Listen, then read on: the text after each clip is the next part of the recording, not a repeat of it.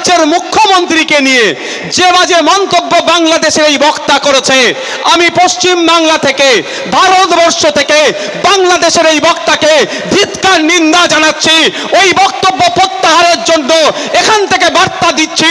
সাথে সাথে আমার ভারত সরকারকে বলছি, আপনি বাংলাদেশের ইন্টেরিয়াম গভর্নমেন্টের মাধ্যমে ওই বক্তার কাছ থেকে জবাবদিহি করুন। এই ইউনূসের সরকারকে আপনি বার্তা দিন, পশ্চিম বাংলার একটা অঙ্গরাজ্যের মুখ্যমন্ত্রীকে যে কুরুচিকর ভাষায় আক্রমণ করেছে, তার জবাব বাংলাদেশ সরকারের কাছ থেকে আমার দেশের সরকারকে নিতে হবে। আমাদের রাজ্যের মুখ্যমন্ত্রী মাননীয় মমতা ব্যানার্জি মহাশয়ের নামে বাংলাদেশের এক বক্তা কুমন্তব্য করেছে।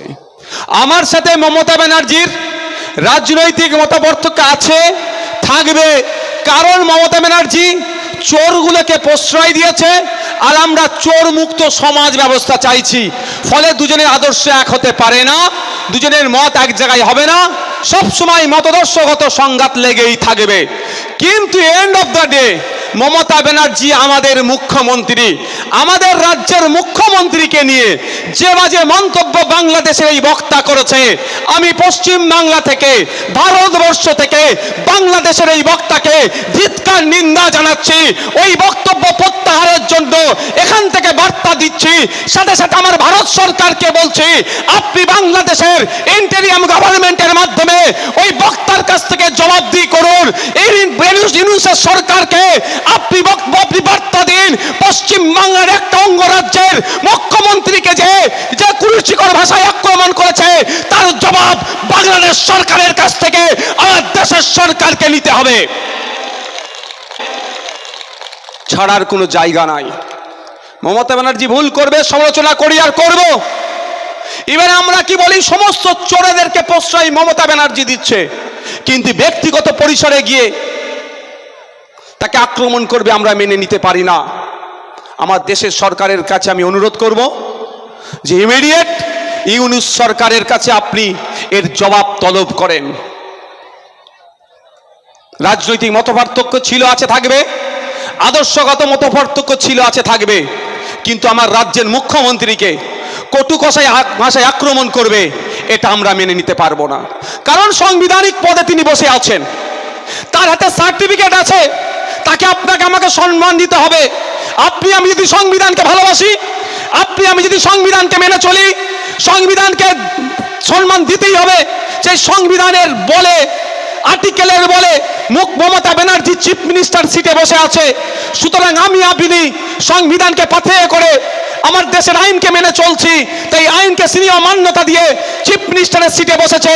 সেই চিফ মিনিস্টারকে যদি অকথ্য ভাষায় আক্রমণ করা মানে সংবিধানের ওই পদটাকে আক্রমণ করলো, ওই চেয়ারটাকে আক্রমণ করলো, তা আমার সংবিধানকে আক্রমণ করবে, আমরা চুপ থাকতে পারবো না। তাই ভারত সরকারের কাজ হবে ইমিডিয়েট জবাব তলব করা।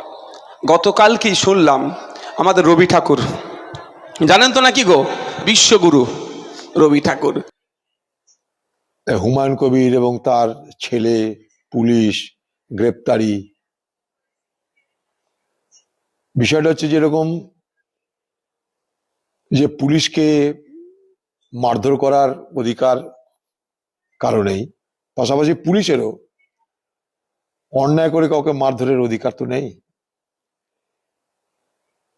তাই পুলিশের গায়ে যদি কেউ হাত দিয়ে থাকে, পুলিশ তাকে গ্রেপ্তার নিশ্চয়ই করতে পারে, কিন্তু সমস্ত বিষয়টা তদন্ত সাপেক্ষ হওয়া উচিত। সত্য মিথ্যা আমরা কেউ জানি না। পুলিশের এক ধরনের ভার্সান, হুমায়ুন কবিরের এক ধরনের ভার্সান, সব মিলিয়ে গোটা বিষয়টাই তদন্ত সাপেক্ষ। এবং তার মাঝখান থেকে যেটা আমার মনে হচ্ছে সেটা এই যে বাবরি মসজিদ নির্মাণকে কেন্দ্র করে মুর্শিদাবাদ এবং তৎসহ পার্শ্ববর্তী জেলাগুলোতে একটা ধর্মীয় ভাবাবেগের সৃষ্টি করা হয়েছিল, যে ধর্মীয় ভাবাবেগের দ্বারা ধর্মপ্রাণ মুসলমান সম্প্রদায়ের মানুষ তাদের তরফ থেকে মহান কাজে, অর্থাৎ মসজিদ নির্মাণের কাজ একটা মহান কাজ মনে করে তারা যেভাবে দান ধ্যান করেছে, তা সারা ভারতবর্ষের মানুষ দেখেছে। ভারতবর্ষে অনেক মসজিদ নির্মাণ হয়েছে, কিন্তু এইভাবে কোনো মসজিদ নির্মাণকে কেন্দ্র করে মানুষের আবেগ এবং গরিব মানুষ, ধর্মপ্রাণ মানুষ মাথায় করে ইট বয়ে নিয়ে এসে ইট খরিদ করে, সিমেন্ট বালি খরিদ করে যেভাবে মসজিদ নির্মাণে সহায়তা করেছে, তা কিন্তু আমরা এর আগে দেখিনি। অদৃষ্টপূর্ব, যেগুলো আগে আমরা কখনো দেখিনি। কিন্তু ক্রমশ মসজিদ নির্মাণের বিষয়টা ঘোলাটে হয়ে যাচ্ছে। ঘোলাটে হয়ে গিয়ে সেখানে ভোট চলে আসছে, কত আসনে লড়াই হবে তার প্রসঙ্গ চলে আসছে। ধীরে ধীরে মসজিদ নির্মাণের বিষয়টাকে যেন আমরা পিছিয়ে পড়ে থাকতে দেখছি। অথচ ধর্মপ্রাণ মুসলমান মানুষেরা, তারা কিন্তু খুব আবেগ নিয়ে এই মসজিদ নির্মাণের পথে এগিয়েছে। তাদের জীবনে ক্ষত ছিল বাবরি মসজিদ ধ্বংসের পর। সেই ক্ষত নিরাময়ের জন্য তাদের মনে হয়েছে যে একটা সুযোগ এসছে, আমরা সেই ক্ষত নিরাময় এবং সেই সঙ্গে সঙ্গে আল্লাহ তাআলার প্রতি আমাদের শ্রদ্ধা জানিয়ে একটা মসজিদ নির্মাণ।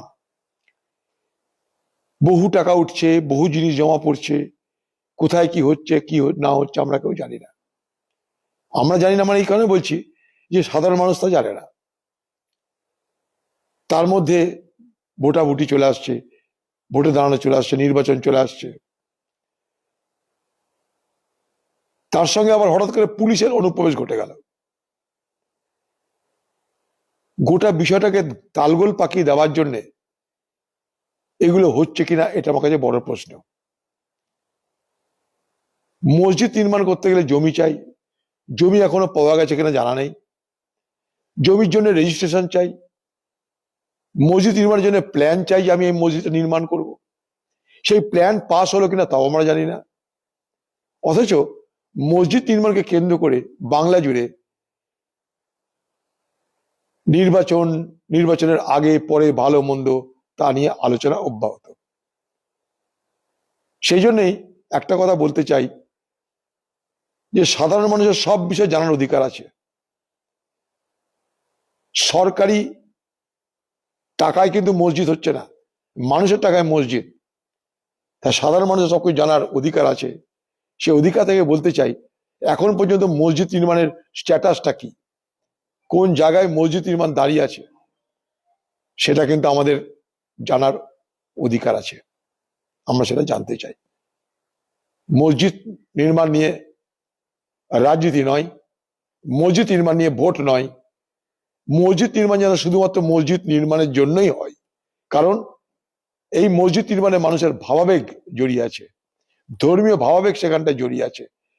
সাধারণ মানুষের ধর্মীয় ভাবাবেগকে আঘাত দিয়ে সেখান থেকে সরে গিয়ে আমরা যদি মনে করি যে কেউ রাজনৈতিকভাবে লাভবান হবে, তা কিন্তু